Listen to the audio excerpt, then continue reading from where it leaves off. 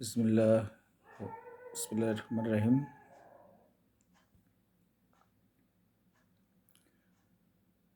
আহ, বর্তমান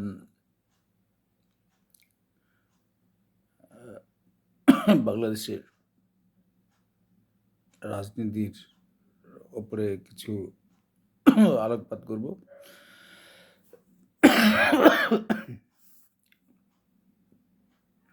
প্রথমে বাংলাদেশের সকল জনগণকে আমি আমার সালাম জানিয়ে শুরু করছি। প্রতিটি রাজনীতি দল এবং বাংলাদেশের বর্তমান ইন্টারিম গভর্নমেন্টকে আমি আমার অভিনন্দন জানিয়ে আমি আমার আলোচনা শুরু করছি। সেটা হচ্ছে যে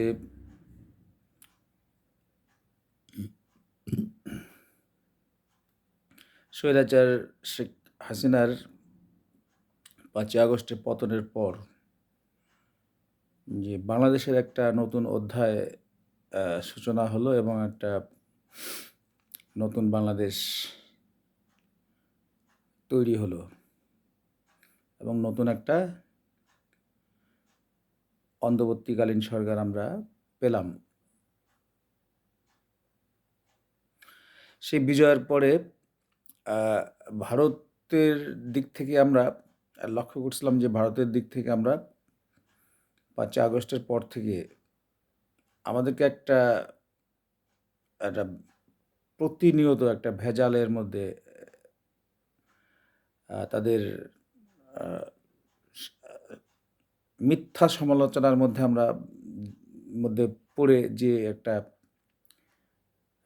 আমাদের নিজেদের মধ্যে একটা বিভ্রান্ত অবস্থা, দেশের আভ্যন্তরীণ অবস্থায়, রাজনৈতিক এবং সব কিছুর মধ্যে একটা ওরা একটা ভেজাল তৈরি করার চেষ্টা করছিল। মূলত ওরা এটা মেনে নিতে পারতেছিল না যে বাংলাদেশের এই বিজয়কে তারা মেনে নিতে পারছিল না। কারণ স্বৈরাচার শেখ হাসিনার মাধ্যম দিয়ে তারা মাফিয়া শেখ হাসিনার মাধ্যম দিয়ে তারা এই দেশটাকে লুটে পুটে খাচ্ছিল। বা যাই হোক, ভারতের একটা লাভ হচ্ছিল, সেটা থেকে ওরা বঞ্চিত হচ্ছিল। বিভিন্ন সুযোগ সুবিধা, বাংলাদেশটাকে তারা তো আলাদা রাষ্ট্র হিসাবে ওরা ভাবতো না আর কি। নামে মাত্র বাংলাদেশটা একটা আলাদা রাষ্ট্র ছিল। তো শেখ হাসিনাকে দিয়ে সব সুবিধাগুলি পাচ্ছিল এবং বাংলাদেশের তরফ থেকে তারা কোনো বাংলাদেশের যে সার্বভৌমত্ব দেশ, এটা ওরা কখনোই মনে করতো না। শেখ হাসিনা তাদের নিজেদেরই লোক ছিল, যার ফলে ওরা নিশ্চিন্তে ছিল এবং বাংলাদেশ থেকে বিভিন্ন সুবিধাও দিচ্ছিল। এই সুবিধাগুলি যখন পাচ্ছিল না এবং বাংলাদেশের তরফ থেকে আমাদের ডক্টর ইউনূস স্যার, প্রধান উপদেষ্টা, উনি যখন বসলেন এবং নতুন একটা সরকার ইন্টারিম আসলো বা ভবিষ্যতে একটা যে সরকার আসবে, এতে ভারত একটু চিন্তিত হয়ে পড়ছে। তারা চিন্তা করছে যে এতদিন তো তাদেরই নিজেরই লোক ছিল, তাদের ভয়ও ছিল না এবং তারা এখান থেকে লুটে পুটে খাচ্ছিল। ভৌগোলিকভাবে বা কোনোভাবেই তারা রাজনৈতিকভাবে ওরা ভারত টেনশনে ছিল না টেলিয়া। কিন্তু তারা এখন টেনশনে পড়ছিল, কিছু তো কারণ ছিল। তো যাই হোক, আমি যেটা বলতে চাচ্ছি যে আজকে 9 তারিখ, 9 ডিসেম্বর 24। তো আজকে ভারতের পররাষ্ট্র সচিব এবং বাংলাদেশের পররাষ্ট্র সচিব পর্যায়ে যে বৈঠকটি হলো, এই বৈঠকটি আমি মনে করি যে একটা সফল দ্বার উন্মোচন করলো এবং ভারতের তরফ থেকে আমরা একটু আশ্বাস পেলাম যে যে বাংলাদেশ ভারত বাংলাদেশের সাথে পারস্পরিক আহ, সুবিধাগুলি এবং পারস্পরিক যে বন্ধুত্ব এবং পারস্পরিক যে রাজনৈতিক এবং সৌহার্দ্যপূর্ণ একটা ভূমিকা থাকতে চায়। এটা আমি মনে করি যে 5ই আগস্টের পরে যে বিজয়, তারপরে যে এই যে ভারতের যে অত্যাচার, তারপরে এই আজকে 9 তারিখে আরেকটা ছোটোখাটো একটা বিজয় হলেও আমার কাছে এটা বিজয়ই মনে হয়। আসলে এখন আমি একটু বলি যে ভারত কেন জ্বালাইতেছিল আমাদেরকে। সেটা সেটা হচ্ছে যে ওই যে বললাম যে শেখ হাসিনার সময় তো তারা নিরাপদে ছিল, যে বাংলাদেশকে নিয়ে তাদের কোনো টেনশন ছিল না। কিন্তু ওরা তখন কি শুরু করলো, বিভিন্নভাবে এই যে বিভিন্ন বেসামরিক সরি মিডিয়াগুলি, বেসরকারি মিডিয়া এবং কখনো কখনো সরকারি মিডিয়া থেকেও বাংলাদেশের উপর একটা চাপ প্রয়োগ করা হচ্ছিল, মনস্তাত্ত্বিকভাবে, মানসিকভাবে, বিভিন্নভাবে একটা চাপ তৈরি করা হচ্ছিল। এই এই যে ভুয়া মিথ্যা কথাগুলি বলে যে বাংলাদেশের যে ওরা ভাবছিল যে বাংলাদেশের এক ঠুনকো দেশ, এখানে এদেরকে চাপ দিলে হয়তো ডক্টর ইউনূস পালাবে বা সরকার লণ্ডভণ্ড হয়ে যাবে, তাহলে আবার যদি হাসিনাকে বসানো যায়, এটাই ওদের উদ্দেশ্য ছিল। আরও কিছু উদ্দেশ্য ছিল যে হাসিনাকে বসাতে পারলে তো ওদের সব প্রবলেম সলভ হয়ে যায়। আর যদি যখন দেখলো যে আর পারলো না, যখন ডক্টর ইউনূসের দূরদর্শিতা আমরা দেখলাম যে সে একটা ভালো উদ্যোগ নিয়েছে, তো একটা বুদ্ধিমত্তার একটা ডক্টর ইউনূস স্যার একটা উদ্যোগ নিয়েছে যে এই যে আমাদের দেশে যে যে নাগরিকগুলি বসবাস করে, প্রতিটা নাগরিক, মুসলমান, হিন্দু ধর্ম, হিন্দু, বৌদ্ধ, খ্রিস্টান, সবাইকে নিয়ে যে যখন ঐক্যজোটভাবে যে একটা যে সম্মেলনের মতো করলো, আলোচনার করলো, বিশ্ববাসীকে দেখিয়ে দিল যে আসলে ভারত যেগুলি বলে যে এখানে আমরা সংখ্যালঘুদের উপর অত্যাচার করি, সেটা ক্লিয়ার করলেন ডক্টর ইউনূস স্যার। বিশ্বকে দেখিয়ে দিলেন, ভারতকে দেখিয়ে দিলেন যে এখানে আমাদের আসলে কিছুই না, আমরা এখানে সবাই মিলেমিশে আছি। কিন্তু ভারত অযথাই আমাদের একটা মানসিকভাবে প্রেশার ক্রিয়েট করতেছিল। রাজনৈতিকভাবে আমাদের একটা সামনে নির্বাচনের দিকে যাব, একটা নতুন সরকার আসছে, আমরা একটা করব, এটার উপরে ভারত তার যে প্রথম পলিটিক্সটা, এই যে বিভিন্নভাবে প্রোপাগান্ডা চালিয়ে যে এই যে ডিস্টার্ব করতেছিল, এটা একেবারেই ভুল এবং মিথ্যা প্রমাণিত হলো এভাবে যে তারা আসলে চাচ্ছিল যে বাংলাদেশ একটা ছোট্ট রাষ্ট্র, এখানে এভাবে একটা মানসিকভাবে একটা প্রেশার ক্রিয়েট করলে হয়তো বা সরকার পরিবর্তন হবে বা একটা বিশৃঙ্খলা হবে বা সাম্প্রদায়িক দাঙ্গা, যেভাবে হোক একটা দাঙ্গা লাগিয়ে দিয়ে এটাকে ভণ্ডুল করে দিয়ে, সরকার ভণ্ডুল করে দিয়ে আবার হাসিনাকে এখানে বসানোর একটা চেষ্টা করছিল। কিন্তু সেটা তাদের সেই স্বপ্ন বা সেই পরিকল্পনা ভেঙে গেল।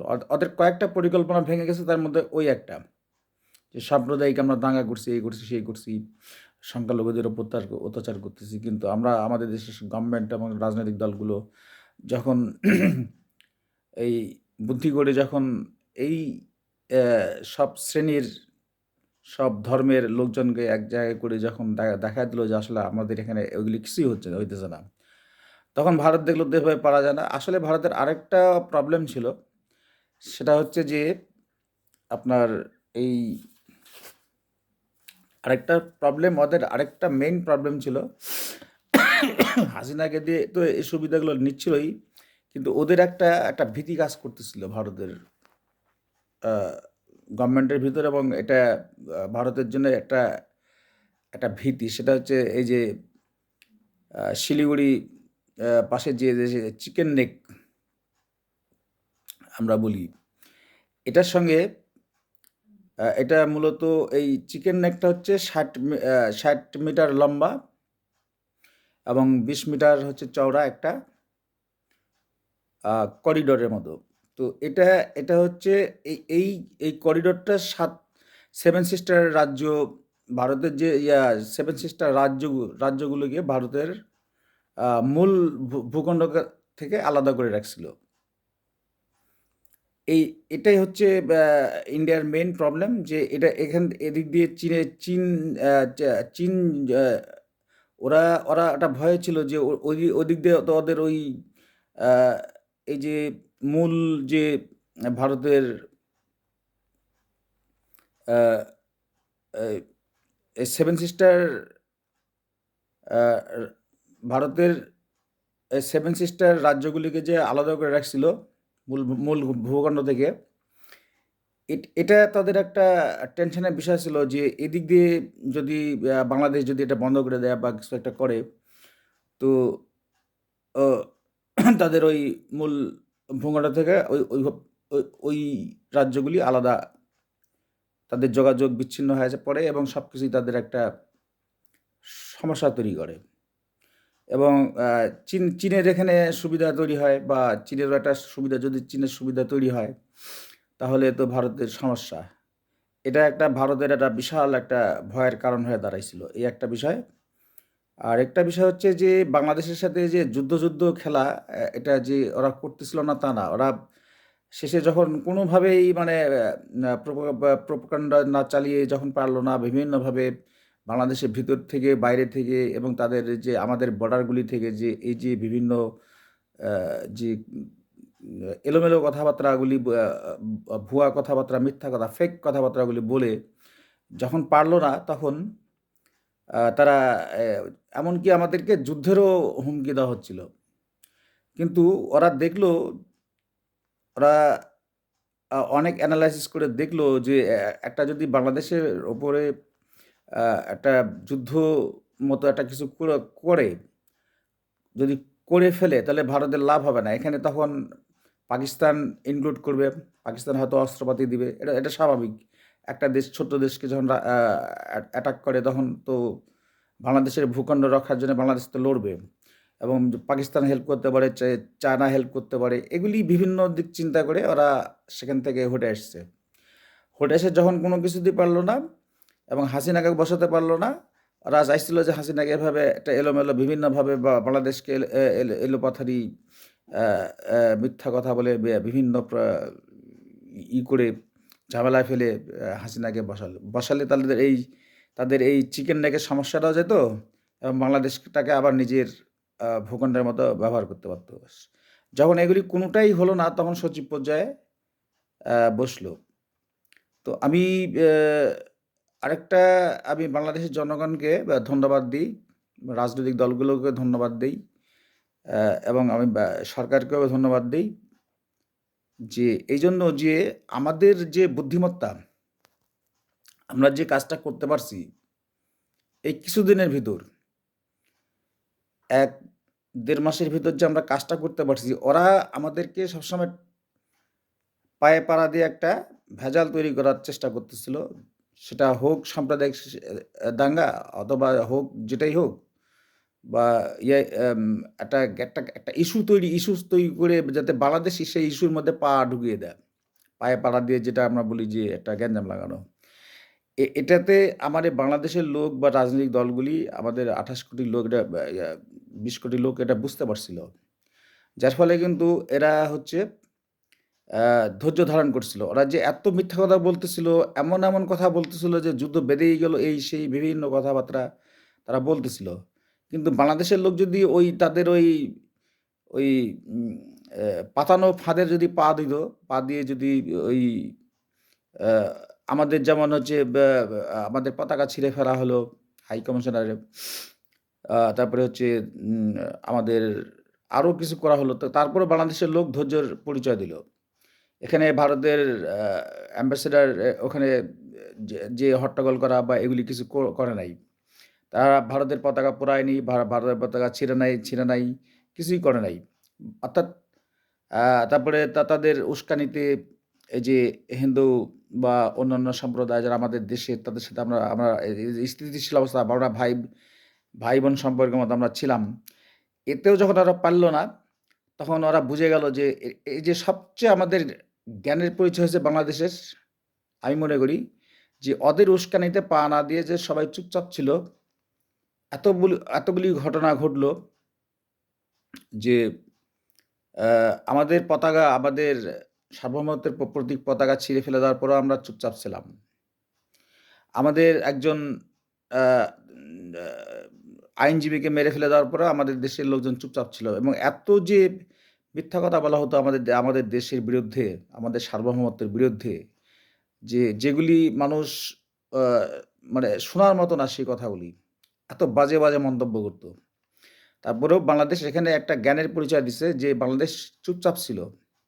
চুপচাপ না থেকে যদি ওই গ্যাঞ্জামের ভিতর ঢুকে পড়তো তাহলে ভারত একটা সুযোগ নিত। নিয়ে একটা ভেজাল বাধাতো। তো আমি অ্যা এটা বলতে চাই এজন্যে যে এটা একটা বিজয়। ছোটখাটো হলেও একটা বিজয়। যে ভারত যখন দেখলো যে আসলে কোনো রকমের কোনো আ ওরা অনেক রকমের অনেক স্টাইলের একটার পর একটা কিন্তু আ আ চেষ্টা করছে। ওরা অনেকগুলি চেষ্টা করছে। আ বাংলাদেশকে একটা আ নিজেদের ভিতরে একটা গ্যাঞ্জাম বাঁধা দেওয়ার জন্য। একটা কি বলে বাংলাদেশের আ নিজেদের মধ্যে বা সংখ্যালঘু বা এর মধ্যে একটা সাম্প্রদায়িক দাঙ্গা-টাঙ্গা লাগায় দেওয়া। তারপরে আমরা যেহেতু ভারত দেশের হাই কমিশনারের একটা ওখানে যেয়ে একটা একটা আ ওদের পতাকা-টতাকা ছিঁড়ে ফেলে দিই বা একটা গ্যাঞ্জাম করি। এইগুলি যে আমরা যে নিজেরা বুঝতে পারলাম এবং আমরা যে ধৈর্য ধরলাম এটা আমাদের একটা বিজয়। আর এটা আমাদের জ্ঞানের পরিচয় হইছে।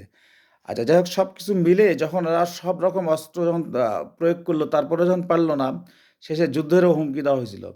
কিন্তু তখনও যখন আমরা নীরব থাকলাম, আমরা তখন ভারত বুঝে ফেলল যে ওদের চালাকি ধরে ফেলছি। অনেক লোক আছে না যে ভয় দেখায় কাজ হাসিল করতে চায়। তো ভারত আমাদেরকে ভয় দেখায় একটা মানে তাদের কার্যসিদ্ধি করতে চাইছিল। সেটা পারে নাই। যার ফলে এই তারপরেও ওরা দেখছে যে এখানে যুদ্ধ লাগা দিলে এই যে চীন এবং পাকিস্তানের মধ্যে ইনক্লুড করবে। সে অস্ত্র দিয়ে হোক আর যেভাবে হোক ইনক্লুড হয়ে যাবে। তো ওরা যার ফলশ্রুতিতে একটা লাভ হলো যে এই ২ দেশের মধ্যে সেক্রেটারি পর্যায়ে একটা বৈঠক হলো আজকে। এবং বৈঠকের ফলাফল ভালোই দেখলাম যে ভারত বাংলাদেশের সাথে বন্ধুত্বপূর্ণ সম্পর্ক রাখতে চায়। এবং যে ওরা এখন ওদের যে সেক্রেটারি উনি বললেন যে যে যে এই যে মিথ্যা যে কথাগুলি যে ভারত থেকে ছড়ানো হচ্ছে, এগুলির সাথে সরকারের কোনো সম্পৃক্ততা নাই। এগুলি সব ওদের আ সব দলীয় বা ফেক বা হচ্ছে যে প্রাইভেট আ যে মিডিয়াগুলি আছে এগুলি ছড়াইতেছে। এখন এটা জানি না তাদের সত্যি মিথ্যা কতটুকুন কি। তো যাই হোক ওদের তো একটা লিয়াজত ছিলই বাংলাদেশকে একটা কাবু করার জন্য। তো সেটা পারে নাই। তারপরে আজকে একটা একটা মীমাংসার মতোই অনেকটা হলো আরকি। তো এতেই আমরা অনেকটা সন্তুষ্ট এবং আমি মনে করি যে ৫ই আগস্টের বিজয়ের পরে এটা একটা ছোটখাটো হলেও একটা বাংলাদেশের রাজনৈতিকভাবে একটা বিজয়। এজন্য আমি বাংলাদেশের ১ম এই আমি আমাদের ডক্টর ইউনূস স্যারকে আমি আন্তরিকভাবে ধন্যবাদ জানাই এবং বাংলাদেশের যে রাজনৈতিক দলগুলি বিশেষ করে বিএনপি, জামাত বা অন্যান্য যে দলগুলি আছে, প্রত্যেকটা দল এবং মানুষগুলোকে প্রতিটা মানুষ অঙ্গ সংগঠন সবাইকে আমি আমার পক্ষ থেকে ধন্যবাদ জানাই যে এই যে বুদ্ধিমত্তা ছোট্ট দেশ হলেও যে বুদ্ধিমত্তার কাজটা করছে এইজন্য। আর পরে আমি আরেকটু বলতে চাচ্ছি সেটা হচ্ছে যে শেখ হাসিনার বিষয়টি এখনো ক্লিয়ার না। সেটা হচ্ছে যে শেখ হাসিনা সে একজন আসামি। সে শুধু ফৌজদারি আসামি না, সে হচ্ছে আন্তর্জাতিক আ যেখানেই হোক ট্রাইব্যুনালে তার বিচার অবধারিত। কারণ সে যে যে সে সে আ সে আ নির্বিচারে মানুষ হত্যাকারী এবং হত্যা করছে এদেশে।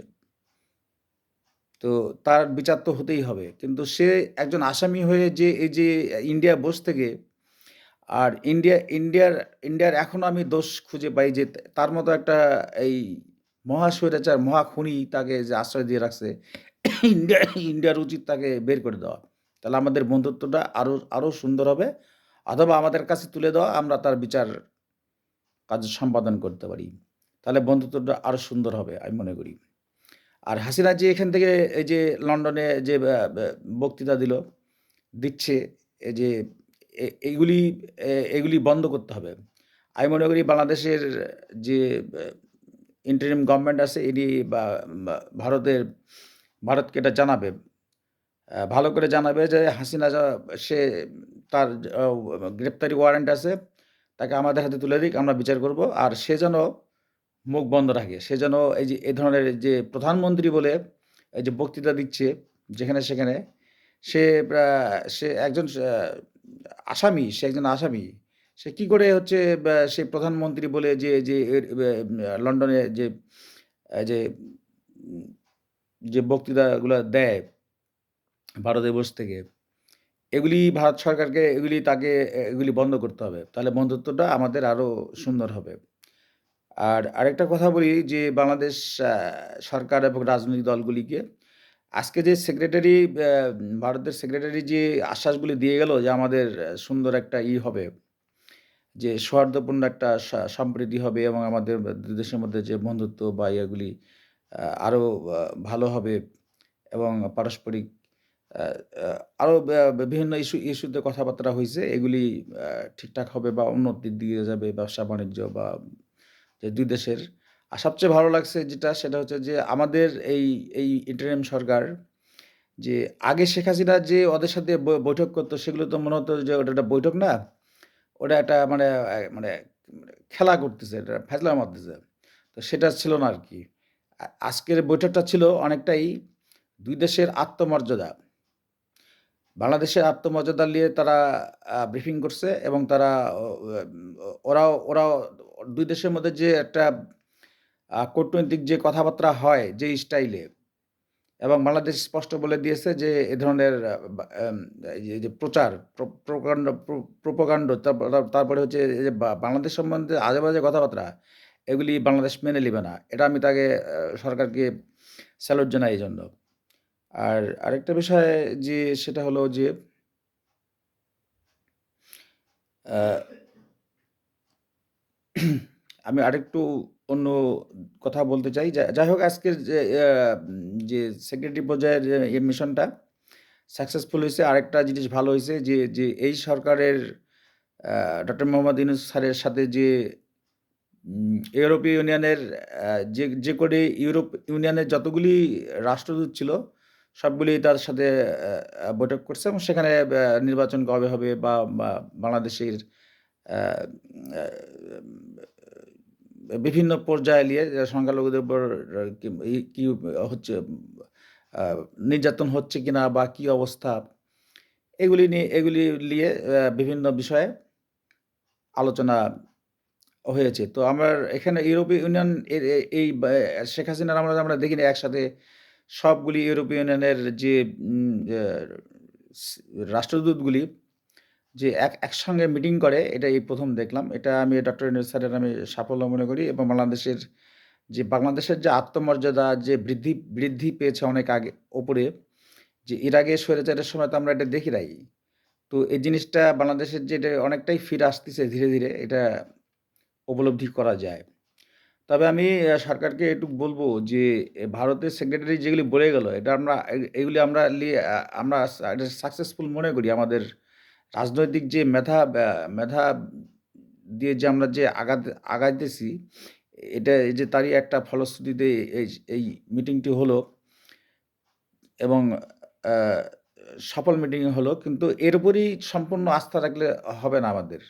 শুধু ইন্টারিম গভর্নমেন্ট না, রাজনৈতিক দলগুলোকে এটা চিন্তা করতে হবে যে সেটা হলো যে ভারতকে আমরা অতটা বিশ্বাস করতে পারি না। কোনো সময়ই পারি না। আগেও আমরা পারতাম না, এখনো পারি না।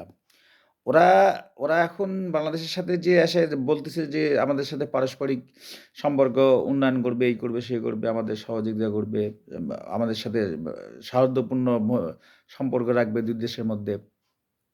কিন্তু ওদেরকে তো আমরা বিশ্বাস করি না। তারপর আমরা আমাদের পাশাপাশি ২ দেশ একই সাথে যেভাবে সুন্দর সম্পর্ক ছিল এটা তো আমরা চাই। বন্ধুত্বপূর্ণ সম্পর্ক আমরা চাই। কিন্তু ওদেরকে বিশ্বাস করতে পারি না। ওরা হয়তোবা দেখছে যে কোনোভাবে আর তো বাংলাদেশের সাথে পারা যাচ্ছে না। বুদ্ধিমত্তা সবকিছুর দিক দিয়ে পারা যাচ্ছে না। এবং ওরা রাজনৈতিক বলেন, সামরিক বলেন, যেভাবেই বলেন, ওরা দেখছে যে যেভাবেই যায় ওরা একটা বেকায়দায় পড়ে যাচ্ছে। যার ফলে তো মিটিংটা ওরা সেক্রেটারি পর্যায়ে মিটিংটা ওরা করল। বাংলাদেশেও করল আরকি। ইন্ডিয়াও করল।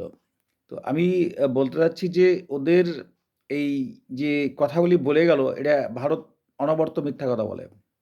পলিটিক্যালি অনেক মিথ্যা কথা হয়, কিন্তু ভারত বেশি মিথ্যা কথা বলে। তো ওরা আজকে মিথ্যা কথা আজকে সত্যি কথা বলল। আর আমরা ওটাকে গদগদ হয়ে আমরা ওটাকেই বিশ্বাস করে লিবো এমনটা না। আমাদের সরকারকে বুঝতে হবে এবং রাজনৈতিক দলগুলোকে, জনগণকে সবাইকেই বুঝতে হবে যে ভারত হয়তো এটার পাল্টা আবার কোনো আ পেছনে কোনো কারণ আছে কিনা। সেক্রেটারি পর্যায়ে যে কথাগুলি বলে গেল, এই ভারতের সেক্রেটারি, অ্যা ভারতের অন্য কোনো উদ্দেশ্য বা চিন্তা আছে কিনা, আরেকটা কোনো ফাঁদ আছে কিনা, এটাও বাংলাদেশ, আমি মনে করি ডক্টর ইউনূস স্যারকে এটা চিন্তা করতে হবে এবং রাজনৈতিক দলগুলো চিন্তা করবেন এগুলি। এবং নিয়ে আপনারা সেই মোতাবেক আপনাদের অ্যা রাজনীতি চালিয়ে যাবেন এবং আগিয়ে যাবেন। আচ্ছা, আরেকটা কথা বলি যে উম আ সেটা হলো ও ও আরেকটা কথা বলতে চাচ্ছি যে এই যে নির্বাচনের বিষয়ে, বাংলাদেশের নির্বাচনের বিষয়ে। এখন সেটা হলো যে আ এই যে আ বারবার বলা হচ্ছে, আজকেও আমি শুনলাম কয়েকবার যে বিভিন্ন briefing a doctor Yunus sir আপনি বলছেন যে আ সংস্কার আ হলে নির্বাচনে দেবে আরকি। এই কথাটা কিন্তু একেকজন উপদেষ্টা একেকভাবে এটা বলছেন। এর আগেও কয়েকজন উপদেষ্টা কেউ বলছেন যে ২৫ সালে হয়ে যাবে।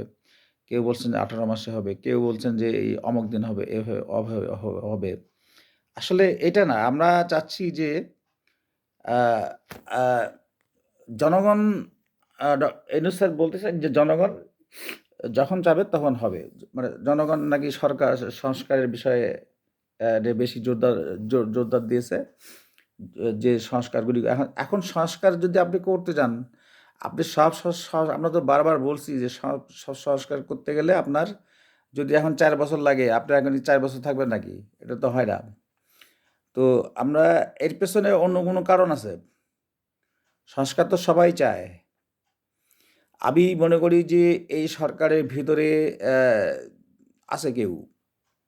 সরকারের ভিতরে থাক আর বাইরে থাক, যারা চাচ্ছে না যে তাড়াতাড়ি নির্বাচনটা হয়ে যাক। এটা আমরা জনগণ মনে করি। কোন জনগণ কি মনে করলো জানি না। আমরা বেশিরভাগ জনগণ মনে করি যে এর পেছনে কোনো কারণ আছে। ইন্টারিম গভর্নমেন্টের ভিতরেই অনেক উপদেষ্টার ভিতরে থাকতে পারে, সেক্রেটারির মধ্যে থাকতে পারে, আর বাইরেও থাকতে পারে, যারা চাচ্ছে না যে ওই গদির মধ্যে বসছে যে তারা রিফর্ম করার নাম করে, বাংলাদেশে হচ্ছে সংস্কার করার নাম করে যে হচ্ছে আ দীর্ঘদিন এটা থাকার পাঁয়তারা করছে কিনা, এটা আমার কাছে সন্দেহ মনে হয়। তো আমরা জনগণ হিসেবে এটাই চাইবো এবং ডক্টর ইউনূস স্যারের কাছে চাইবো যে এত কথা বলার তো প্রয়োজন নাই। সংস্কার আ যে বাংলাদেশের রাজনৈতিক দলগুলিও তো রাজনীতি বুঝে। দেশ কিভাবে চালাতে হবে তারাও তো বুঝে। তো আপনি আপনি অ্যা আ ইলেকশনের একটা দ্রুত ডেট দিয়ে দেন। আ তারিখ দিয়ে দেন। দিয়ে নির্বাচনের অন্তত তারিখটা অন্তত ঘোষণা করে দেন। ঘোষণা করে দেন, তাহলে প্রত্যেকটা রাজনৈতিক দলগুলি তাদের নিজস্ব কর্মকান্ডগুলি আরো সুন্দরভাবে করতে পারবে এবং করে তারা নির্বাচনের দিকে এগোতে পারবে। এবং আমি চাই যে তাড়াতাড়ি ভোটটা হয়ে যাবে বাংলাদেশে। বাংলাদেশে তাড়াতাড়ি নির্বাচনটা হয়ে যাবে এবং বাংলাদেশ আমরা যে উন্নয়নের দিকে যেতে চাচ্ছি এবং একটা ডেমোক্রেসির মাধ্যম দিয়ে সেই উন্নয়নের দিকে আমরা অবশ্যই যাব। এবং তার কিছুটা তো আমরা এই মহাস্বৈরাচার হাসিনা যাওয়ার পরে আমরা এই ২-৩ মাসের মধ্যে আমরা অনেকটাই বুঝতে পারলাম যে আসলে আমাদের প্রতিবন্ধকতা বাংলাদেশের যে নিচে নেমে গেছিল, বাংলাদেশের প্রবৃদ্ধি, বাংলাদেশের রাজনীতি, বাংলাদেশের আ বা যে সব সেক্টর উপরে যতটুকু উপরে ছিল তার থেকে নিচে নেমে গেছিল। সেটার থেকে আবার রিব্যাক করতেছে, কিন্তু রিব্যাক করতেছে শুধু খাদ্যদ্রব্য এইগুলি এখনো ঠিক হচ্ছে না। কারণ বাংলাদেশের তো বাংলাদেশের যে আমাদের যে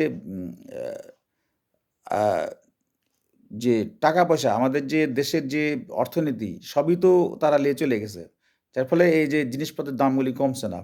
তারপরে গভর্নমেন্টকে বলবো যতটুকুন কমান যায় জিনিসপত্রের দামগুলি কমাবেন, আর তাড়াতাড়ি আহ, নির্বাচন দিবেন। নির্বাচন দেওয়ার পর আহ, একটা আহ, উন্নত মানের একটা ডেমোক্রেসি, আমরা একটা গণতান্ত্রিক একটা সরকার আমরা পাবো, এবং তার মাধ্যমে দিয়ে বাংলাদেশ তার আহ, বাংলাদেশ তার সক্রিয়তা ফিরে আসবে এবং একটা উন্নত বাংলাদেশ বিনির্মাণ হবে।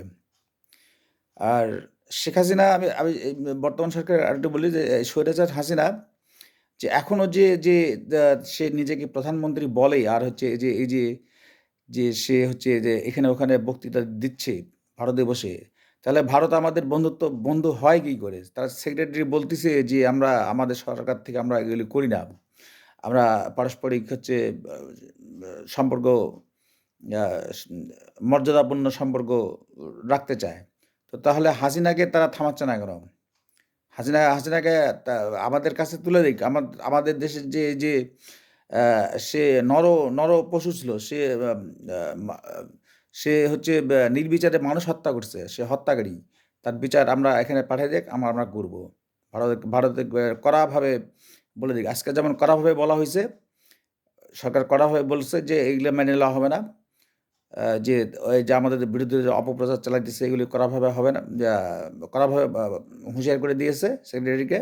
ঠিক ওইভাবেই কড়াভাবে বলতে হবে, কড়া ভাষায় বলতে হবে যে তাদের হাসিনাকে দেশে ফিরা দিক। আর এই যে সে প্রধানমন্ত্রী নিজেকে এখনো বলছে, তার এত এত বড় স্পর্ধা করতে হয় এভাবে, এটা এই জন্যে বাংলাদেশ সরকার, বাংলাদেশ জনগণকে সতর্ক থাকতে হবে, আর তাকে দেশে ফিরে এলে বিচারের সম্মুখীন করতে হবে। আর আর অন্তর্বর্তী সরকারকে বলবো, ইউনূস স্যারকে বলবো, আপনি তাড়াতাড়ি নির্বাচনের তারিখটা ঘোষণা করে দেন, এবং বাংলাদেশে একটা এই 25 সালের ভিতর একটা সাধারণ নির্বাচন দিয়ে দেন। সাধারণ নির্বাচনটা আগে হওয়া উচিত। সাধারণ নির্বাচন দিয়ে দেন। সাধারণ নির্বাচন হয়ে গেলে তারপর ধীরে ধীরে ছোটোখাটো নির্বাচনগুলো হয়ে যাবে। তো আপনি এই বিষয়গুলো আসলে অবহেলা করবেন না। আপনি এই 2-3 মাসে যে মেধাবৃত্তি, আপনি একা না, সবার বুদ্ধিতে এটা হয়েছে। আপনি একা না। তো আপনার যে মেধাবৃত্তি অনেকটাই, আমি খেয়াল করলাম যে অনেকটাই ভালো, আমরা খেয়াল করছি, এবং এটা অনেক বাংলাদেশের জনগণ, রাজনীতিবিদরা তাদের পরামর্শে জিনিসটা, এই এই যে সফলতাটুকু আসছে, এটা সবার বুদ্ধিতে আসছে। সবাই এখানে ছাত্র জনতা এবং সবাই উপদেষ্টারা সবারই এটার মধ্যে অবদান আছে। তো এখন একটা সুন্দর ভোট দিয়ে দিলে, দেওয়ার পরে যে একটা নতুন একটা গভর্নমেন্ট আসবে সুন্দর, একবার ফ্রি অ্যান্ড ফেয়ার একটা নির্বাচনের মাধ্যমে একটা গভর্নমেন্ট আসবে, তারা আবার দেশটাকে আরও উন্নতির দিকে নিয়ে যাবে, এবং বাংলাদেশ একটা উন্নত রাষ্ট্র পরিণত হবে। তবেই হচ্ছে এই সরকারের হচ্ছে সফলতা। এবং হচ্ছে 5ই আগস্টের যে আমরা একটা স্বৈরাচার তারা এই যে একটা দেশ পেলাম, বাংলাদেশকে নতুনভাবে পেলাম, তার সফলতা সেখানেই বিনির্মাণ হবে। তো এই বলে আমি আমার কথাগুলি রাখছি, বক্তব্যগুলি এখানে শেষ করছি। তো সবাই সতর্ক থাকবেন। ভারত কিন্তু মিথ্যা কথা বলে। তার যদিও আজকের আলোচনা অনেকটাই সফল হয়েছে মনে হলো, কিন্তু আপনারা নজর রাখবেন যে তারা আসলে কি করতে চায়। তারা ভয়ে ভীত হয়ে হাসিনা যাওয়ার পরেই তারা ভীত হয়ে পড়ছিল। স্বৈরাচার হাসিনা যাওয়ার পরে তারা ভীত হয়ে পড়ছিল, যে প্রথমত তাদের মেইন ভীতিটা কাজ করছিল ওই জায়গাতেই, ওই যেটা বললাম যে চিকেন নেকটাই হচ্ছে তাদের মেইন সমস্যা। তাদের 7 সিস্টার রাজ্যগুলিকে ভারতের মূল ভূখণ্ড থেকে আলাদা করে রাখছিল। এই একটা বিষয়, ওটা ভাবছিল যে ওখানে যদি বিমান ঘাঁটিটাটি হয়, লালমনিরহাটে যদি বিমান ঘাঁটি হয়, একটা যে ওখানে বিমান ঘাঁটি হয়, যুদ্ধ বিমান টিমান মোতায়েন করা হয়, তাহলে ভারতের একটা ভয়ের কারণ ছিল। এবং ছোটোখাটো যদি যুদ্ধ একটা বাধা দিত ভারত, তাহলে এখানে পাকিস্তান, চায়নারা এটা ইনভলভ হতো। এটাও ভয় পাইছে এবং হাসিনা না থাকাতে এটা ভয় পাইছে ওরা। হাসিনা থাকলে তো ওরা ভাবতো যে বাংলাদেশ তাদের নিজের বাপের দেশ, এটা মনে করছিল। যার জন্য এরা এরা এতটা অত্যাচার করছে এবং ভারতের চতুর্দিক থেকে আমাদেরকে বিভিন্নভাবে ডিস্টার্ব করে আসছে, ভিতরে বাইরে সব দিক থেকে এখনও করে যাইতেছে।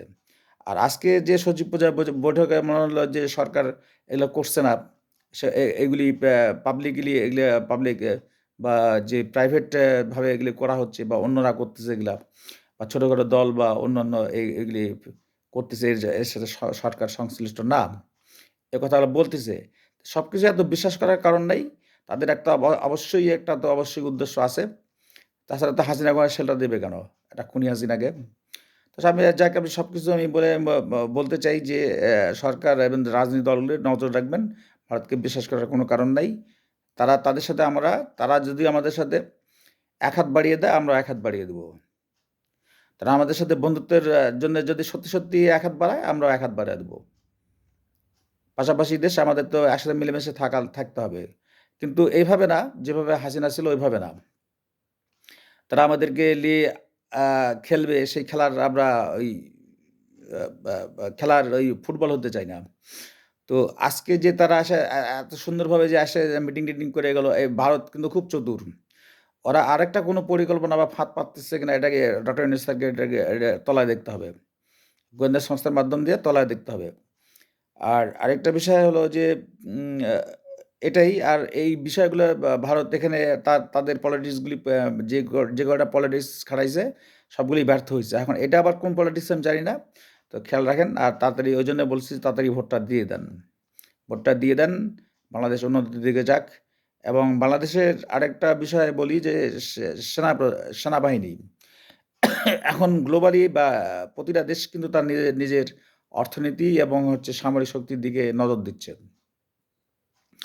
তো বাংলাদেশের সেনাবাহিনীর যে শুধু সেনা সদস্য বাড়ালে হবে না, সেনাবাহিনীর সাথে যে উন্নত যে অস্ত্রপাতিগুলি দরকার, এই অস্ত্রপাতিগুলি সরবরাহ করবেন। যে টাকাগুলি সেনাবাহিনীর সদস্যদের বেতন দিতে যায়, সেই টাকাগুলি দিয়ে এত সেনাবাহিনীর সদস্যের দরকার নাই, কিন্তু উন্নত যদি আমার দেশে, এখন তো আর ওইগুলো ছোটোখাটো অস্ত্রপাতি চলে না আর। এখন মিসাইলের যুগ, এখন ভালো ভালো ফাইটারের যুগ, ফাইটার বিমানের যুগ। এই যে অস্ত্রপাতিগুলি আমাদের বেশি বেশি কেনা দরকার। অর্থাৎ এই যুগোপযোগী যে বর্তমান ২০২৪ সালে যে প্রতিটা দেশে যে অস্ত্রপাতিগুলি আছে, এই টাইপের অস্ত্রপাতিগুলি আমাদের বেশি বেশি কেনা দরকার। এভাবে সামরিক শক্তি উন্নতি করেন। আর এগুলি তো পরবর্তী যারা আসবে গভর্নমেন্টে, তাদের উদ্দেশ্যে আমি বলছি, এগুলি করবেন। সেনাবাহিনীকে উন্নতি করেন। সেনাবাহিনী তো দুর্বল করে দিয়ে গেছিল গত সরকার। এগুলি উন্নতি করা খুবই প্রয়োজন। আর বাংলাদেশের বিজিবি, তাদেরকেও উন্নতি করা দরকার। আর পুলিশ বাহিনী, তাদের যে পুলিশ বাহিনীর লোক নেওয়া হচ্ছে নতুন করে, এটাও একটা ভালো দিক। তাদেরকে দরকার হয়, যারা আছেন পুরাতন, তাদেরকেও নিয়ে বসে থেকে যে তাদেরকে আসলে সব পুলিশগুলিকে নিয়ে একদিন এইভাবেই ডক্টর ইউনূস স্যারকে এদের সাথে বসা দরকার। বসে তাদের সমস্যাগুলো শোনা দরকার এবং তাদেরকে আবার হাসিনা যেভাবে গড়ে তুলেছিল স্বৈরাচার হিসেবে পুলিশগুলিকে, তারা যেন সত্যিকারের দেশপ্রেমিক হিসাবে যাতে তারা তাদের ডিউটি পালন করে। এজন্য বাংলাদেশের প্রধান উপদেষ্টার বা বাংলাদেশ ইন্টারিম সরকারের নজর, সরকারের এটা দেখা দরকার। তাদেরকে নিয়ে বসা দরকার। বসে এটার একটা সমাধান করা দরকার। আর দ্রব্যমূল্যগুলির দিকে খেয়াল রাখা দরকার। আমি এই বলে আমার বক্তব্য রাখছি। বাংলাদেশ জিন্দাবাদ।